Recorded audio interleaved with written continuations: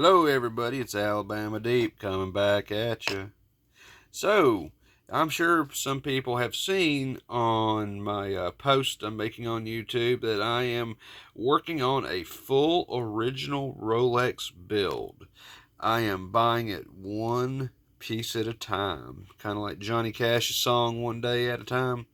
You know, it was a 51, 52, 53, 54, 55, 56, 57, 58, 59, 60, 61, 62 automobile. Well, we're kind of doing this the exact same way, uh, not being able to afford a $12,000 Rolex watch all at one time. And payments seem to be quite outrageously priced at $400 to $500 a month. I don't think I feel comfortable doing that. So I have decided to buy the pieces one piece at a time. And so this is what I've gotten in so far for my Rolex build. And I wanted to show y'all just a little bit of this.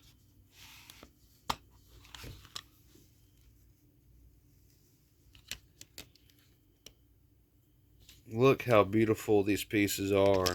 Now we're not going to be using this piece right here. That was a buy I made months and months and months ago. It's incorrect, as this is the correct piece that I need. This one is for a smaller Rolex movement. This here is one of the pieces. It is just absolutely gorgeous. It looks perfect. Now all these parts are in fact used. So when it comes to buying used parts, I want to make sure that they will hold up to functioning appropriately.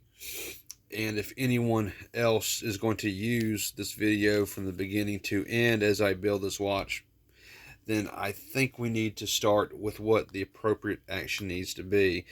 First of all, when you are looking online and you find a piece that you want to use, you need to take a close look at that picture. You want to make sure that that part is not so used that you won't be able to use it for anything.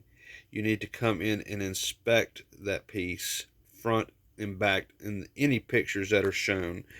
You need to look at the jewels. You need to look at every corner of that particular watch piece to make sure it is going to function correctly for your movement. If not, move on to another. This one right here would be a perfect example. As we can see, we'll start with the back part, and the back part is what I'm mainly looking at. As I come in on it, it looks fairly decent.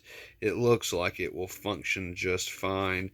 This particular piece was $40, not bad at all for the part that it is. It has one scratch right there, apparently from a screwdriver, and oh, it's too big for that particular hole. Well, so it put a nasty mark on that. But other than that, this particular movement in jewels is just fine.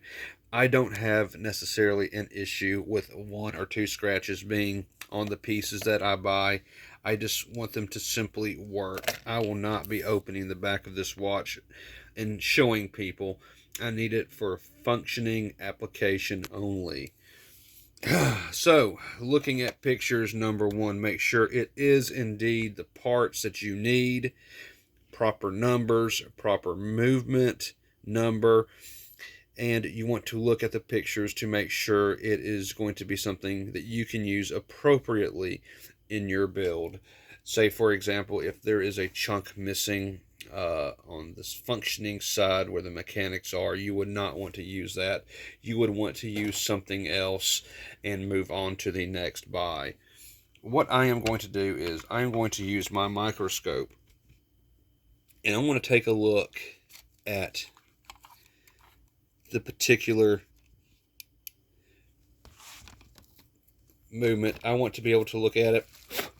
I want to make sure that, yes, this is something that I can use. So I have it here under my microscope. I am going to take a quick look, and I want to make sure that it is what I need. And so as I'm coming down, I am moving it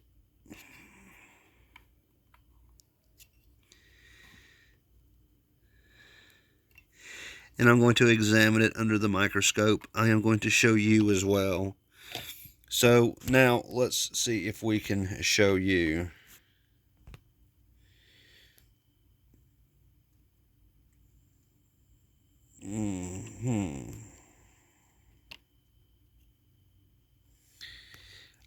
There we go.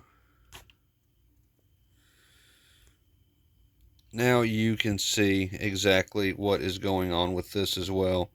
Let me get it to where I can best have it.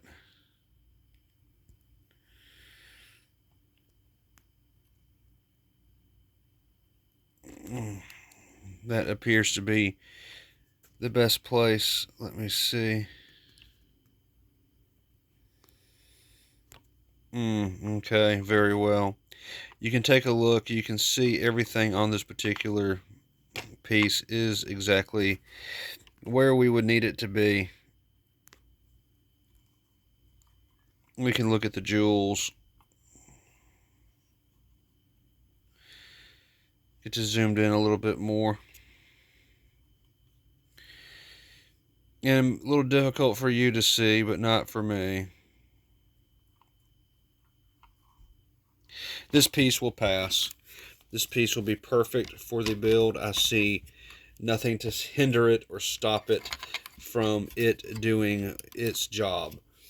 So we will be using this particular bridge in the build that we are going to be doing.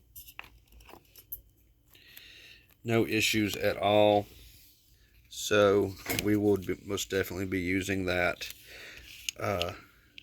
This plate, it's in perfect condition. I don't see any scratches on it at all. On the underneath side, I see some wear, but nothing that's going to stop it from performing its function. And the same would be the same for the screws that I have here. These screws do check out.